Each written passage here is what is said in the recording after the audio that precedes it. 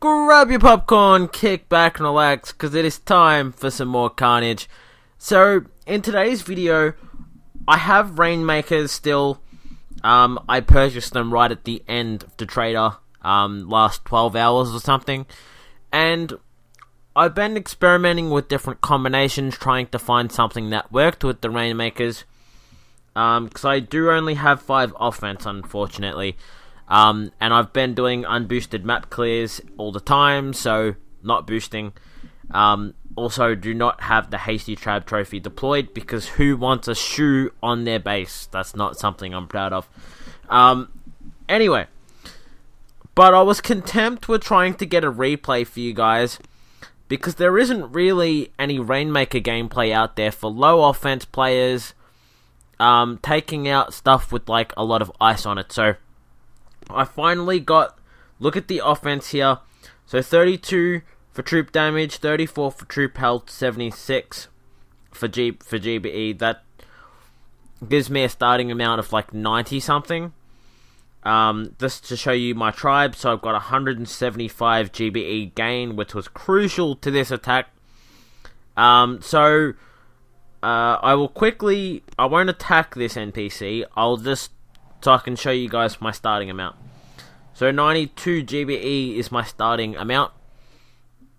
So time was a very crucial, played a very crucial role in this attack. So I'll show you guys the base. I'm running 6 boats of Rainmakers. I'm running 2 boats of medics and Kavan just for healing. I didn't wind up using the ability. So at the time I run this attack, I do have the hacking ability, which allowed me to take out the 2 biggest threats to Rainmakers, which was the prototypes. So I'm deploying the 3 boats straight away. Real borderlining here on the range of the sniper tower, but I need the damage. I need to get through this attack very quickly. These things fire like very slowly, like their reload time's very high. I think it's like 15 seconds or something, and my troop damage being so low makes it very hard. So you can see 10 statues there, 9 ice, 1 boosted. So we're talking crazy amounts of building health. But because of this rocket launcher damage tribe, which he did have boosted, we're talking an extra 50% building damage on the rockets, which to Rainmakers is the biggest threat. So this base was very anti-Rainmaker. So of course my GBE, I don't have a lot of it, so I'm not able to deploy all these Rainmakers straight away, but I am trying to deploy them as quickly as possible. Now I think I had about 20 seconds left on the clock when the core went down. This sniper tower was giving me a lot of grief. Now, depending on what's damaged, you have to be careful. If you see like a boom cannon turn around, you have to very quickly drop a smoke, because it's very possible that they'll die. So these front ones were targeting the machine gun. So you'll see that this boom cannon is turning around and it is going to try to fire. So look at this. Thinking on the fly, dropping the smoke before it could shoot me, and the ones in the back will get enough shots off to kill it before that smoke comes back, which is great. Which means none of my Rainmakers died and I was able to save them, which I'm going to need all of them for the end attack. So I hacked that shock launcher because it is cheaper to hack it than it is to barrage it, which is great, and I had enough buildings left over to kill it. If it didn't die, I would have just artilleried it. It would have been in artillery range anyway. They are now in range to kill this shield, because I will not be able to destroy this shield, the core, unless the shield goes down, which is why I attacked from the right rather than the left, because if I had attacked from the left, I had no hope. So right now I'm going to be probably flaring the core. These buildings aren't really a threat. Right now it's just an issue of time. Now these things are a lot like Scorchers.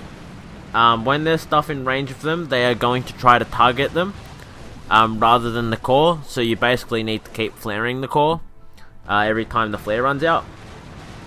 So the cool thing is that their random spread, sort of like a slightly more accurate version of Grenadiers, will mean that these buildings start to get destroyed and stuff along the attack, which means I have more GBE for flares.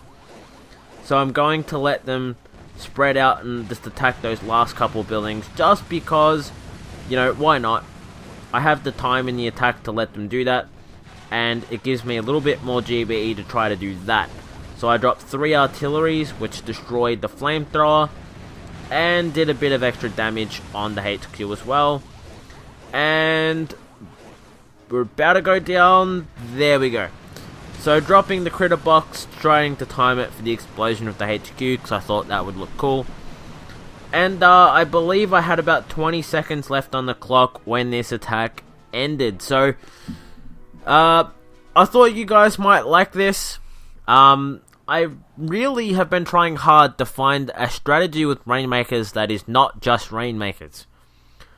Also, I think if I had went 5 Rainmakers and possibly a boat of Zookas, maybe I could have stayed alive and sort of got the win, but I wasn't convinced of it. I wasn't sure, but I got it down anyway. And to the best of my knowledge, this is the first attack that I've seen unboosted on a base with this much ice. I haven't seen anyone do anything like this. The closest thing I've seen to this was on the PSC Life. He recently posted a video with, it was low offense, and I think it was 7 boosted ice, but he had a lot more troop health and a lot more troop damage than I did. So anyway, doesn't matter. I believe also, I think he had about 100% GBE. But anyway, I hope you guys have enjoyed the attack. I thought you guys might enjoy this. I know this was a bit of a shorter video than my usual stuff, but I was really excited just to get something out with Rainmakers during this tribe while they were available. Maybe I'll come back to this in the future just to sort of use as a reference point for like maybe some Rainmaker gameplay or something. And yeah, hope you guys enjoyed it, and I'll see you guys in the next one.